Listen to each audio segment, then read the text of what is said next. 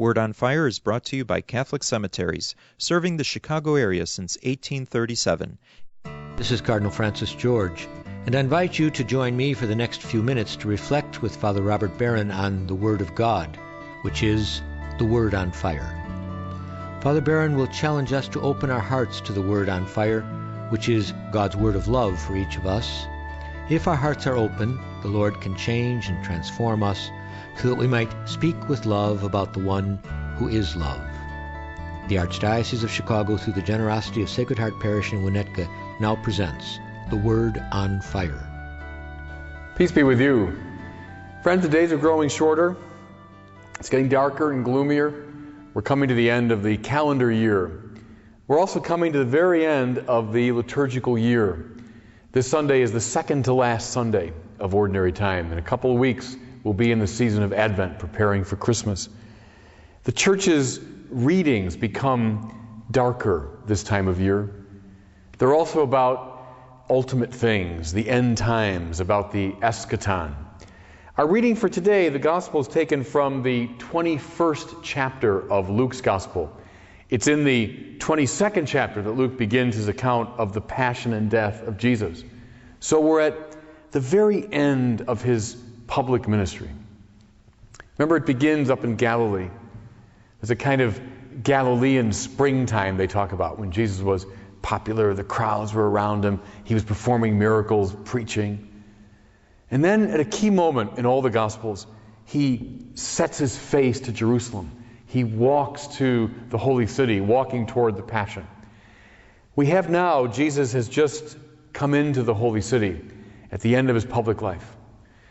Now, if you're one of his followers, this is all very natural. This is a man who's proclaimed himself to be the Messiah. He's doing what Messiahs were expected to do. At the culmination of their work, they were to come into the holy city. They were to become the new David, the new Solomon, to take control of the holy city, and from that place to rule the gathered tribes of Israel. Good. Jesus is behaving here like a good Messiah, entering the capital city, Jerusalem, and coming to the temple. Imagine now you're one of his followers. You've been beguiled by this charismatic figure. You've walked with him through Galilee. You've journeyed with him. You've seen the enthusiasm of the crowds. And you imagine that he is going to be this long-awaited political figure. And now you've come up to the temple itself. I've often said this was the very center of life for a Jew in Jesus' time. The temple was the economic center. It was the cultural, political, and of course religious center of the nation. And it was certainly the most beautiful building anyone at that time, any Jew of that time had seen. Especially if you're one of these country folk from Galilee. To come to Jerusalem, see this magnificent building, they'd just be overawed by it. And then to be seeing it in the company of Jesus, this great figure. Can you imagine what that was like? It would be like a young campaign worker for a presidential candidate who has just walked with that candidate through long years of campaigning, and he's been elected president, and now they're arriving in Washington, and they're standing outside the White House. That's what it must be like. And listen now, that's how the gospel for today opens. They were speaking of how the temple was adorned with precious stones and votive offerings. In other words, they were looking up at this most beautiful building they've ever seen, covered in jewels, and they're filled with enthusiasm for Jesus. And then listen to what he says. Jesus said, "These things you are contemplating, the day will come when not one stone will be left on another. It'll all be torn down." Can you imagine the effect this had? People, they're scratching their heads. What is this all about? You're the Messiah. You've come to Jerusalem as we'd expect. You've come to the temple. Your job now is to take over. Your job now is to move in. rule from this holy place. But instead, he looks up at this stunningly beautiful building, the symbol of all that's good and right. And he predicts it'll all be torn down. Imagine now you're this young campaign worker and you've arrived with your president-elect whom you've come to know and love, and you're standing outside the White House itself, and you say, what a wonderful scene, how beautiful that we're here. And then he says to you, this whole building is going to be torn down. What would you make of that? What would you think about that? You think either he's lost his mind, or I followed the wrong person? He's now breaking the rules of the script here. You know what comes to my mind with that White House example? Do you remember the movie Independence Day, about the aliens coming and they're hovering over the great American cities? And there's one scene that stays in a lot of people's minds when the alien spacecraft shoots the White House and it blows it to smithereens. And I think for a lot of us, it had this sort of effect. It was so shocking because the White House it's the best of our political culture. It symbolizes our whole nation. And to see it destroyed utterly, it's just unnerving. Well, heck, you're a Jew of Jesus' time.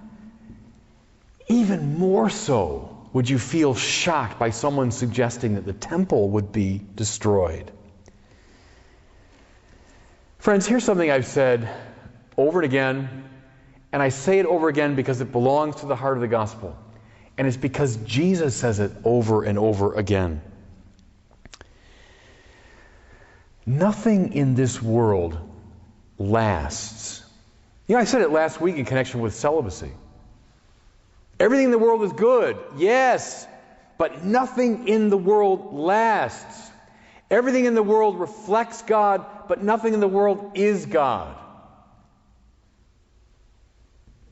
The temple here in this gospel, I think, stands for all those beautiful, entrancing, beguiling, wonderful things that attract our attention, that draw the attention of the Spirit.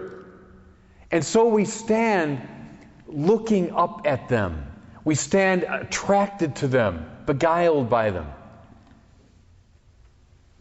Some pop star, some cultural icon, maybe your image of the good life. Maybe it's the big bank account, the impressive stock portfolio.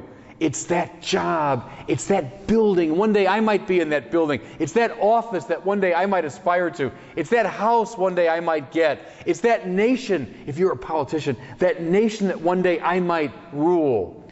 All these things are reflected, I think, in the temple, and they stand gazing up at it in wonder. And Jesus says to them, listen now, and to us, the day is coming when not one stone of that will be left on another. It'll all be destroyed. All those things I just mentioned, all the wonders of the world, one day they will be destroyed. You say, this is pessimism. No, it's not pessimism. It's the deepest realism. Show me where this statement is untrue. Show me in regard to any of the things I mentioned. Buildings, offices, jobs, bank accounts, stock portfolios. Show me where in regard to any of those things this is false, that one day it'll all be destroyed. The point is, again, do not rest your life in these things. Reorient your life in such a way that the ultimate good is God. Then you will relate properly to all those other matters. But when they become God, and when you stand bedazzled by them, then your life is disordered. And this is why it's so powerful that Jesus the Messiah, now at the climactic moment of his life, purposely undercuts this worldly attitude, purposely pulls the rug out from under this attitude, that we might begin to live aright. Now, Christians, what should we expect when we order our lives this way? when we reorder our lives around the love of God, storms and trouble is what we should expect. Again, appropriate for this end of the liturgical year, this darker time. Listen to Jesus. Nation will rise against nation, and kingdom against kingdom. There will be great earthquakes, plagues, and famines in various places, and in the sky, fearful omens and great signs. Can I suggest a way of reading this that applies more directly to us? Read these symbols interiorly. Christians, when you reorder your life according to Jesus Christ and the love of God, when you are convinced that nothing in this world finally lasts, and so you've placed your hopes in God, what should you expect? You should expect interior warfare. Are there interests and desires and powers in you that are focused on the goods of the world? Yes, yes. Think of all our ambitions. Think of all of our loves. Think of all of our aspirations for worldly good. When you say in your soul, none of these things lasts, oh, don't expect them just to go away quietly. Expect a fight. Expect that they will battle back. There'll be an interior struggle. You know, think of it this way. When two great weather systems come together, you have a high pressure, low pressure, and they meet, or you've got very cool air and then very warm air, and they meet. Two weather systems, what happens? Storms spring up. The air becomes unsettled. So in the interior life, when this new pattern of life centered on God meets the old way of being, centered on money and power and pleasure and so on, expect storms. Listen now what else he says. There'll be great earthquakes. Same idea, isn't it? Read it as an interior symbol. Earthquakes. The tectonic plates are shifting inside of you. New life is coming inside of you that causes earthquakes. Then listen. They will manhandle you and persecute you, bringing you to trial before kings and governors, all because of my name. That is a very accurate prediction, isn't it? We Christians will always be troublemakers in the world when we take this language seriously. Listen, when we stand like the rest of the world, bedazzled by the goods of this world, we cause no one any trouble. We fit right in. But when we say no, those are not ultimate values. All those are fading.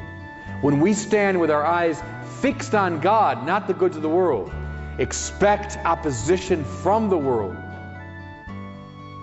I spoke a few weeks ago about the 20th century martyrs. The last century, just a few years ago, was the greatest century of martyrs in the history of the church.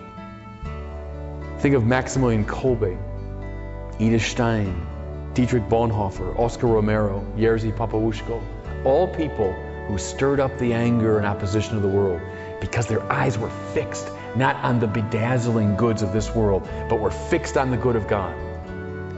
When we live that way, expect earthquakes and storms on the inside and expect opposition from the outside.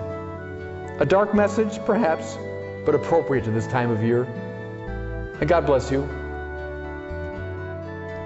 I hope that you were moved today by the Word on Fire.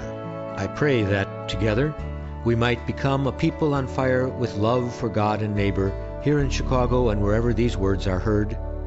Until we join Father Barron again next week, I'm Cardinal Francis George. God bless you. Most interment arrangements at the 42 Archdiocese of Chicago cemeteries are made through a pre-need plan. Your thoughtful planning today is economically prudent and contributes to peace of mind for you and your loved ones. Catholic Cemeteries counselors are available at your convenience. For more information, call 708-449-6100. Catholic Cemeteries, serving the Catholic community since 1837.